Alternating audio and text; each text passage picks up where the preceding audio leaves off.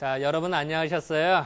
안녕하세요. 이번 주는 우리가 이제 그 고기를 구워 먹는다든지 숯불구이 한다 이럴 때 하고 나서 꼭 그 목이 컬컬하고 그랬을 때 우리 냉면 한 그릇씩 먹어요. 그죠? 네. 그리고 또 이제 여름이 되면 또 냉면을 또 아무래도 더 찾게 되는데 그래서 그 냉면의 주된 재료가 메밀이에요, 메밀.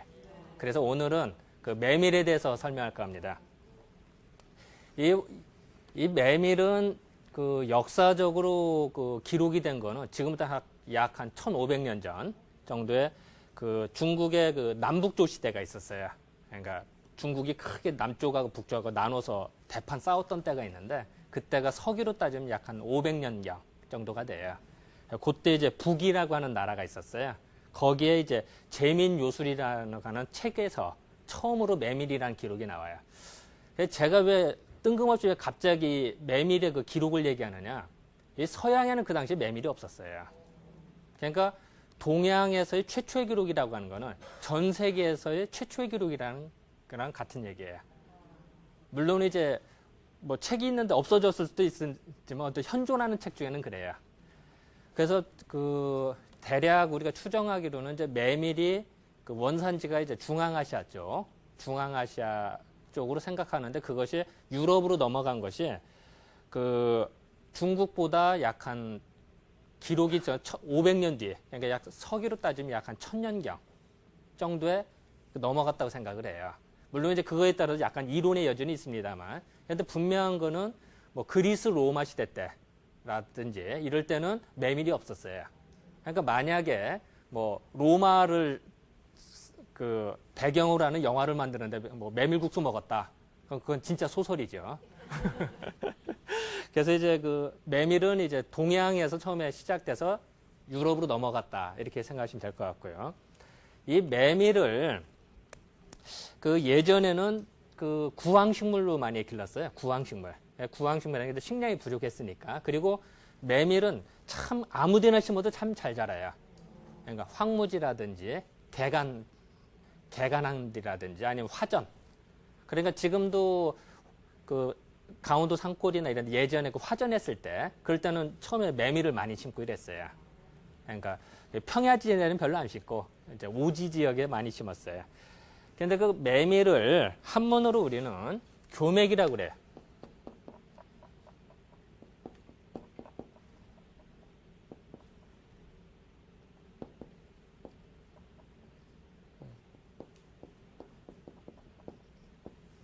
교맥이라고도 하고 요교자를 쓰기도 하는데요. 이걸 이제 읽을 때는 똑같이 교맥이에요. 똑같이 교맥이라고 읽는데 이 메밀이 자랄 때 이 메밀이 그 줄기가 되게 약해요. 생각보다. 그런데 이렇게 빼어나게 뚝뚝 자란대요. 그거를 우리는 이제 교연이라고 그런대요. 약간 이제 한문을 좀 써서 그렇습니다만 요교자를 써요. 교연이다. 이러면은 뭔가 빼어났다. 뭔가 불뚝 쏟는다 이런 뜻이다. 근데 요 교자하고 요것도 발음이 교자거든. 요 교자하고 발음이 똑같아요. 그래서 같이 써요. 통용해서. 그래서 요 메밀을 교맥이라고도 해요.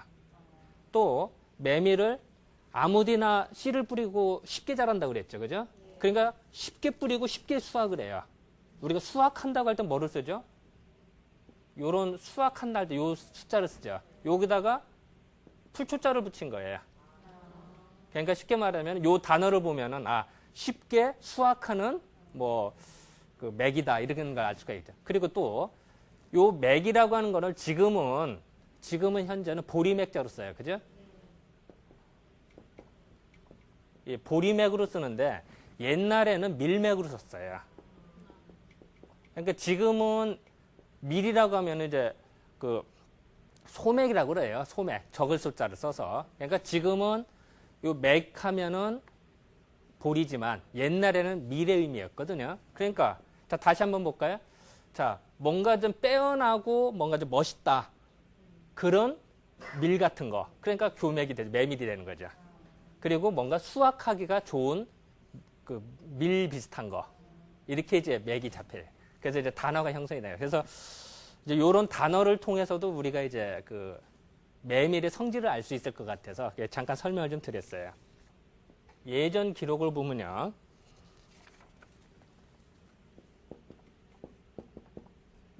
제가 그림 솜씨가 없어서 글씨가 좀 악필해요. 그 훈몽자라든지 아니면은 향약구급방이라는 책이 1230년대에 나온 책이에요. 지금부터 약 한 700년 전. 되게 오래된 책이죠. 그거라든지 농사직설이라는 거는 1430년대에 나온 거니까 어떻게 되나 지금 약 한 600년 전 정도 책. 거기에 보면은 메밀을 교맥은 이거더라고 나요. 그러면 어떻게 이것이 어떻게 되게 메밀이라는 단어가 나온 게 좀 이상하잖아요. 그죠? 요걸 한번 알아봤어요. 그랬더니 요게 나무 목자죠, 우리. 나무 목자를 목이 되고 요거를 예전에는 밀맥으로 읽었다고 그랬죠. 그러니까 지금은 나무라고 하죠. 근데 이제 옛날에는 나무라고 해서 나무. 그러니까 이제 그러니까 그 세종대왕님께서 훈민정음 창제하실 때 이렇게 쓰셨어요. 자, 그러면은 여기서 목이니까 목이라고 읽고 요 맥을 하니까 밀로 읽으면 어떻게 될까요? 목밀이 되겠죠. 목밀이 되겠죠.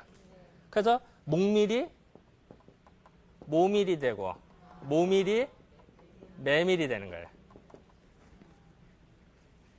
요런 것을 예전에 이제 우리는 그 이두문자, 그 설총이 이두문자 만들었다고 그랬죠. 예전에. 근데 이두문자의 뜻은 음과 훈을 이용하는 거예요.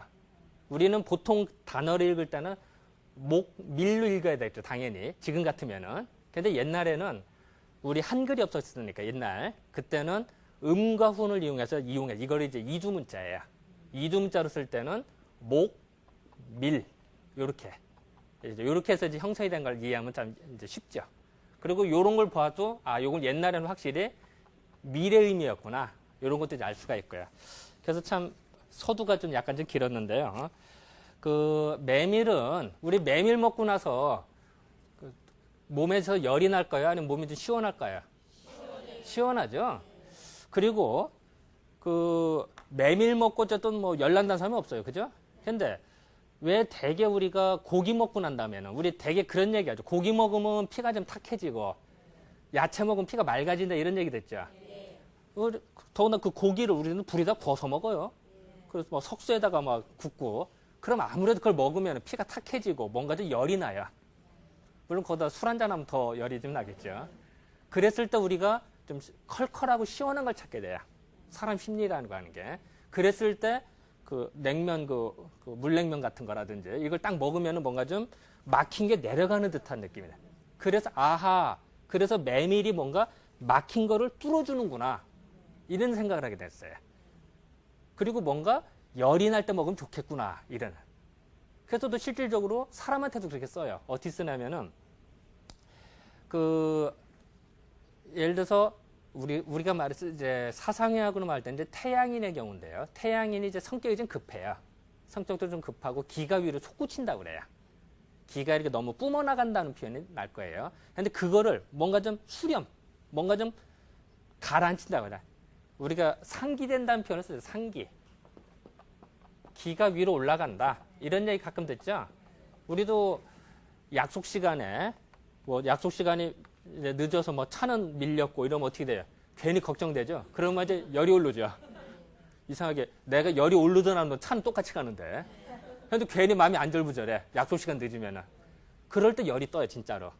그럴 때 그런 열이 같은 사람인데도 태양에는 열이 더 잘 뜨나 봐요. 이게 기가 솟구치나 봐요. 그러니까 화도 더 잘 내고. 그러니까 그런 경우로 그걸 뭔가 가라앉힌다.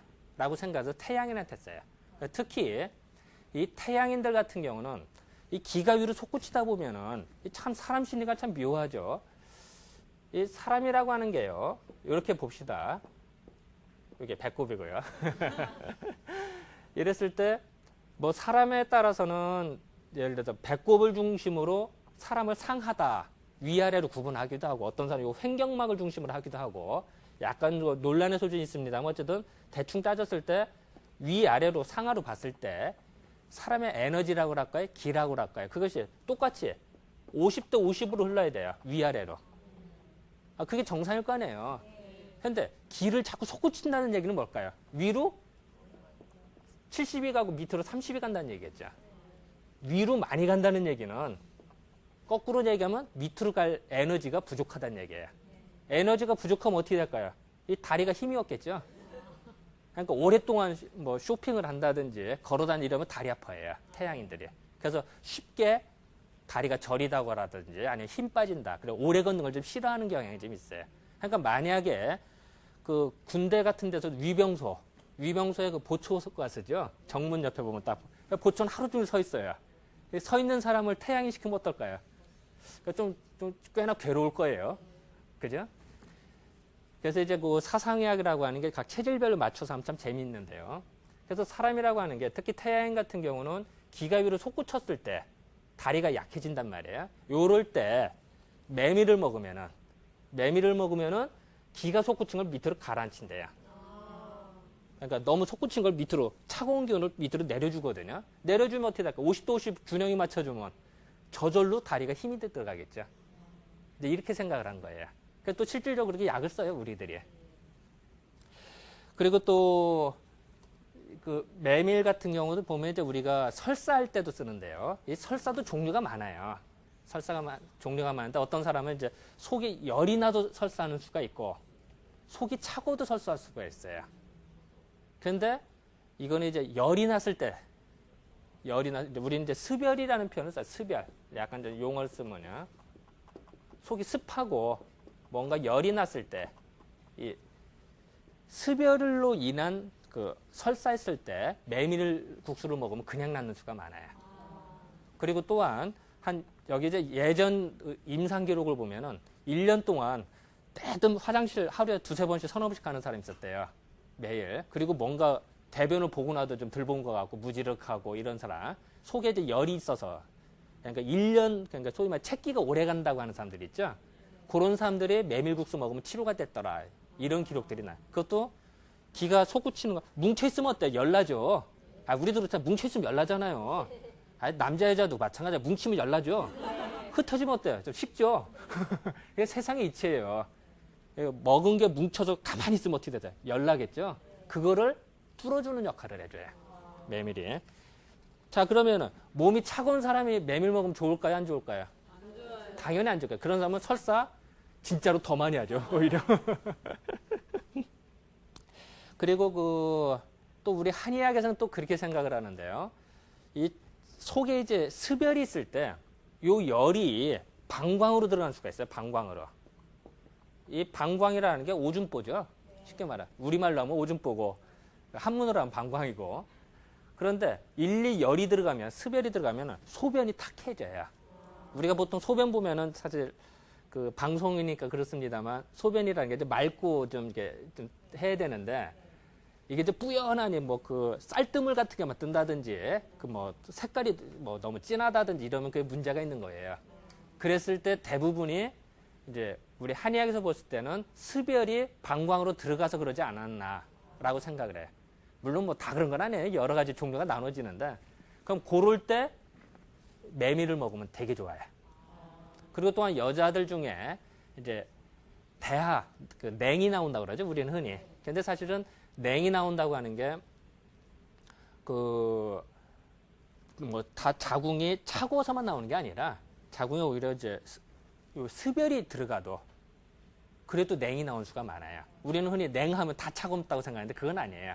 근데 그 여자들이 습열이 방광으로 들어가서 냉이 계속 흐르는 경우, 그런 경우도 메밀을 써서 치료를 했더라. 이런 기록들이 이제 종종 나와요. 아까도 말씀드렸습니다만 메밀은 아까 차갑다고 그랬죠.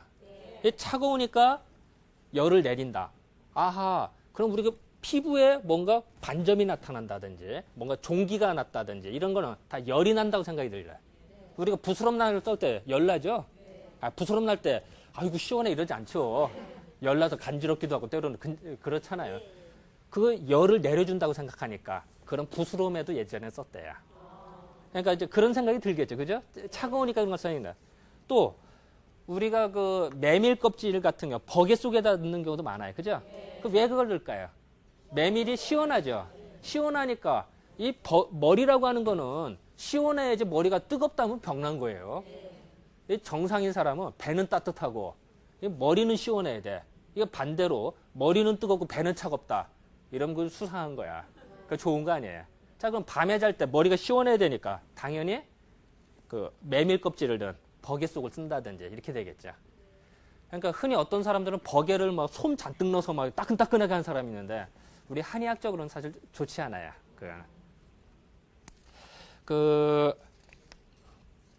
그리고 또 우리가 냉면을 먹을 때 가끔 무를 먹는 수가 많아요. 그죠? 무 몇 조각 꼭 넣죠. 이 몇 가지 이유가 있는데요. 이 무를 넣으면은 무는 따뜻해요, 시원해요. 무가 시원하죠. 냉면이 시원하게 먹을 때 이제 더 시원하게 칼칼한 시원한 맛도 있고 또 하나는 무를 나복자라고 그래요. 제가 좀 그 약칭해서 썼는데요. 이게 이게 요 맥자 있죠? 맥에다가 풀초로 쓴 게예요. 그러니까 요건 복은 복종시킨다. 그러니까 아까 이게 맥이 미의 의미라고 그랬죠. 그러니까 미를 복종시키는 거예요. 그러니까 밀가루 독성을 없애줘요. 그래서 무가 단어가 생긴 거예요. 우리 한의학에서도 나복자라고 해서 그 내복자, 나복자 그거를 이제 약으로 쓰는데요. 그 밀가루 독성을 없애주고 또 밀하면 이제 밀가루뿐만이 아니라 이제 그냥 메밀가루 그거의 독성도 없애주는 역할을 하죠. 그러니까 혹시 있을지도 모를 그거를 이제 그 독성을 없애기 위해서 이 무 이렇게 즙을 낸 걸 같이 먹는다든지 아니면 무를 이렇게 썰은 걸 넣는다든지 그렇게 또 예전에는 그 동김치 국물이 있죠. 거기다가 메밀국수 넣어서 먹기도 하고 그랬어요. 이북 지역에서는 동김치가 시원할까요? 뜨거울까요? 당연히 시원한 거예요. 시원한 걸 더 시원하게 먹으니까 더 좋죠. 이제 그런 어떤 의미가 좀 있죠. 지금까지 말씀드린 거는 이 메밀이라고 하는 거는 차가워요, 뜨거워요? 차갑고 기를 올려요, 내려요? 기를 이렇게 내려주는 역할. 그래서 뭔가 좀 뭉친 거를 풀어주는 역할을 하더라. 그래서 이제 하다. 하지만 몸이 차가운 사람 좋을까요, 안 좋을까요? 예, 이제 그렇게 생각하시면 될 것 같아요. 예, 자, 그럼 이번 주는 이렇게 그 메밀에 대해서 간단히 알아봤습니다. 자, 그럼 안녕히 계세요.